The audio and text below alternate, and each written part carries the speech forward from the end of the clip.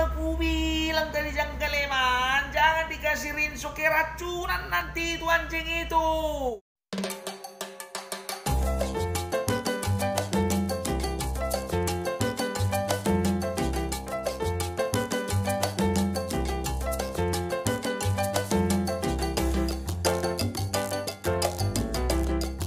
Halo, selamat berjumpa kembali dengan saya Jositorus di Parbella channel kesayangan Anda. Harus disayang ya, supaya bisa di like and subscribe ya guys, subscribe.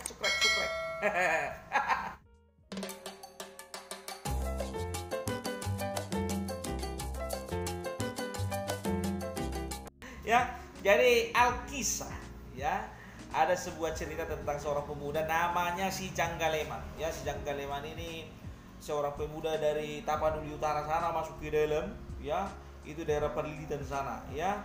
Kalau dari Medan kita, ya dari Medan itu 10 jam ke kampung kawan ini sampai ke terminal, masih di terminalnya itu guys. Dari terminal ke pinggir pasarnya itu 100 kilo naik angkot. Dari pinggir pasar ke kampungnya itu 100 kilo lagi naik kuda. Ah, itulah jauhnya guys. Nggak ada tower di situ, nggak ada pemancar, nggak ada sinyal. Yang ada pohon di situ, ya. Jadi suatu ketika ya kerinduannya bapaknya si Janggaleman ini, anak ini jadi pendeta, dikirimlah singkat cerita si Janggaleman ini sekolah pendeta ke Jakarta, sekolah pendeta terbesar, ya terbesar, termegah itu di kota Jakarta. Singkat cerita, nyampe lah di Jakarta, nyampe di depan kampusnya itu terkejutlah dia. Terkejutlah si Janggaleman ini, tengoknya megahnya minta ampun, tinggi sekali itu gedung apanya itu, gedung sekolah pendetanya itu, ya kan. Jadi mendaftarlah kawan ini, selesai pendaftaran, sama kayak namanya orang dari kampung kan, melongok dia, nggak pernah dilihatnya seperti itu megahnya gedung kan. Jadi ditengoknya ada keluar masuk orang ke dalam satu ruangan, yang masuk laki-laki, yang keluar perempuan, masuk laki-laki, keluar perempuan, yang masuk yang tua, yang keluar yang muda, kan begitu. Penasaran dia, ditanya sama security kan, Pak, ini ruangan apa itu, katanya gitu. Oh, itu lift itu. Oh, lift Pak. Untuk apa itu Pak? Jadi kau kalau misalnya pingin naik kau ke atas, lantai 2, 3 seterusnya, nggak perlu kau naik tangga, naik lift itu aja, langsung naik kau ke atas. Kata security-nya itu kasih penjelasan kan begitu. Oh gitu ya Pak ya. Oh, coba lihat dulu apa itu, formulirmu itu, di mana kampusmu, ditunjukkan. Oh iya, ya, lantai 9 kampusmu ini, tiap hari kau bakal harus naik lift kau, katanya gitu kan. Nah, jadi besoknya itu ospek orang ini 1 minggu, ospek dari kampus itu 1 minggu ya. Ospek itu mulainya jam 9, bayangkan jam 5 pagi udah sampai di kampus.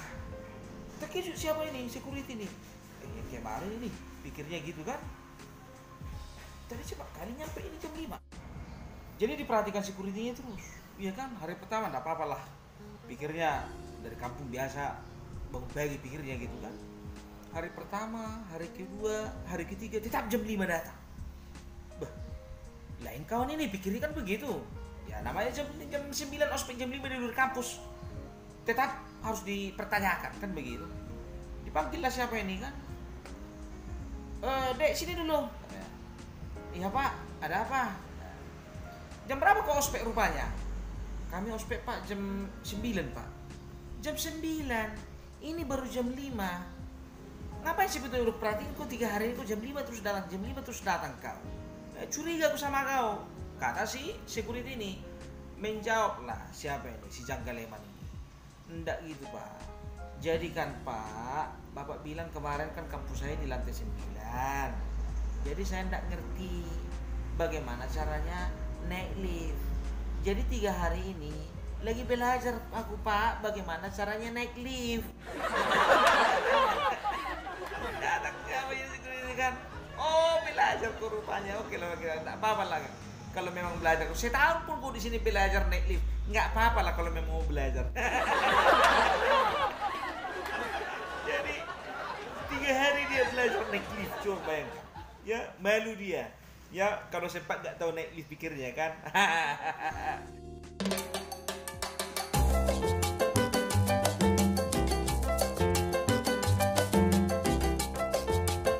Jadi singkat cerita, koslah dia ini di satu rumah Ya kebetulan banyak lah orang di dalam rumahnya ini. Kebetulan bosnya ini atau induk somangnya ini, kosnya ini ibu kos lah, ya tante-tante, ya. Jadi kebetulan melihara banyak anjing, kan begitu, melihara banyak anjing ini ibu kosnya ini.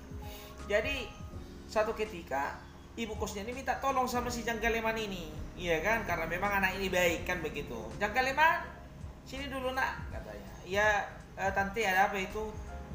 Minta tolong dulu tante ya, mandikan dulu siapa si Blacky, katanya gitu kan. Aduh, nggak bisa aku mandikan si Blacky tante, kata si Janggaleman ini. Kenapa kok nggak bisa mandikan si Blacky? Kata si tante ini, iya tante, nggak bisa, aku nggak pernah anjing dimandikan di kampung kami, katanya begitu kan. Kok nggak pernah dimandikan, katanya gitu ya. Ke tempat kami kan dingin tante, anjing, babi, kambing nggak pernah dimandikan, sedangkan mamaku pun jarang dimandikannya aku. Oh iya, masuk akal juga pikirnya. Datanglah di siapa tante ini kan, jangan kayak gitu, kamu udah pelajari lah, yang penting kau mandikan itu. Jadi dimandikan si Janggaleman inilah, ya kan, dimandikan si Janggaleman ini, dimandikan, nggak ada sampo. Mana sampunya dipikirnya kan begitu, ya kan, dikasihlah rinso, ya kan, dikasih rinso, ya kan. Dilihat ibu kosnya ini, ya kan, Janggaleman, apa itu kau bikin itu? Nggak ada sampunya lagi tante, rinsonya lagi, aduh matilah itu nanti kau bikin. Nggak akan mati tante, nggak mana mungkin bisa mati ini anjing cuma gara-gara rinso, kata si Janggaleman ini kan. Udah, ya udahlah bikin lah itu, ya hati-hati keracunan nanti dia, katanya gitu kan. Dibikinlah si tante ini, nggak lama kemudian, ya kan, datanglah si tante ini lagi, dijumpainya si Janggaleman ini, ya kan. Mana si Blacky itu tadi, Janggaleman kan, aduh, datang si Janggaleman ini kan, aduh, gini tante, si Blacky udah mati tante, udah mati, apanya maksudmu udah mati? Iya tante, tadi abis kumandikan itu mati dia, meninggal dia, kata si Janggaleman ini. Datang tante, udah ku bilang tadi Janggaleman, jangan dikasih rinso, keracunan nanti itu anjing itu. Udah ku bilang tadi jangan dikasih rinso, kau kasih pula rinso, matilah anjing itu, kata siapa ini kan, tantenya ini kan. Datanglah si Janggaleman ini kan, tante, ku mandikan tadi dia nggak apa-apa, dikasih pun rinso dia nggak apa-apa tante, sehatnya dia tadi. Betul tante, datang tantenya ini kan. Jadi apa yang bikin dia mati? Apa yang bikin dia mati? Coba dulu terangkan dulu sama aku. Emosi tantenya ini kan. Datanglah si Janggalemannya ini kan, apa dibilangnya? Tante, tadi waktu ku mandikan baik-baik, dia ku cuci, dia ku gosok, dia bagus-bagus tante. Tapi begitu ku peras, mana aku memeras kain kayak gitulah, ku peras lah siapa ini, si Blacky ini. Abis ku peras tante udah gak bernyawa lagi dia. Dipikirnya kayak cuci baju, abis dirinso, dibilas, diperas, baru dijemur. Jadi memang kalau ngomong-ngomong soal anjing, ya, kalau di Jakarta, di Surabaya, di Bandung, itu anjing panjang-panjang umurnya. Betul, masih sempat ulang tahun anjing. Ulang tahun pertama, ulang tahun ketiga, ulang tahun, pokoknya tiap tahun bisa ulang tahun anjing. Tapi jangan harap di Medan. Di Medan tidak sempat ulang tahun anjing. Umur 9 bulan sudah ditikir-tikir itu, ganti nama kau kuning. Tidak sempat ulang tahun, nggak pernah ulang tahun anjing di Medan, ya. Karena belum genap 1 tahun, belum sempat tiup lilin, udah kena potong. Jadi itulah dia. Kalau anjing-anjing di Jawa sana panjang umurnya, tapi kalau di Medan jangan pernah harap melihat anjing ulang tahun. Aduh. Ya, itulah dia.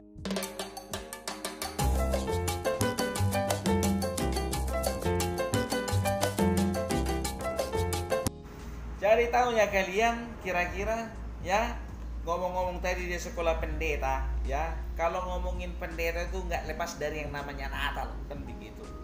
Jadi kalau menurutku, ya, Natal itu unik, ya. Natal itu unik. Kalau kita tonton di TV-TV, ya, pasti Natal itu selalu ada kaitannya dengan musim dingin, pasti. Dengan salju, dengan kereta salju, dengan Sinterklas. Ya, tahu kalian kenapa Sinterklas itu ada kaitannya dengan Natal? Karena Natal itu ketepatan dengan musim dingin di ujung tahun. Ya, Sinterklasnya makanya enak dilihat. Pakai baju jaket merah, jaket tebal. Itu karena musim dingin. Makanya tampilannya keren. Orang pun kalau di mall-mall selfie-selfie itu, lihatlah di Amerika, di Korea, di mana-mana. Karena di musim dingin Natal itu. Kalau sempat Natal di musim panas, tahu kalian? Sinterklas pakai kaos kutang.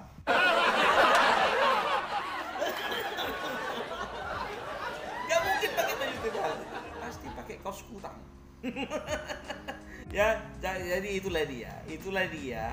Jadi semua itu sudah pas itu dibikin Tuhan itu. Kalau Natal pas di musim dingin. Ya supaya apa? Supaya Sinterklas pakai baju tebal, jangan pakai kaos kutang, kan begitu. Itu lagi. Lihat kan, kalau Sinterklas itu dari Eropa. Kenapa dari Eropa?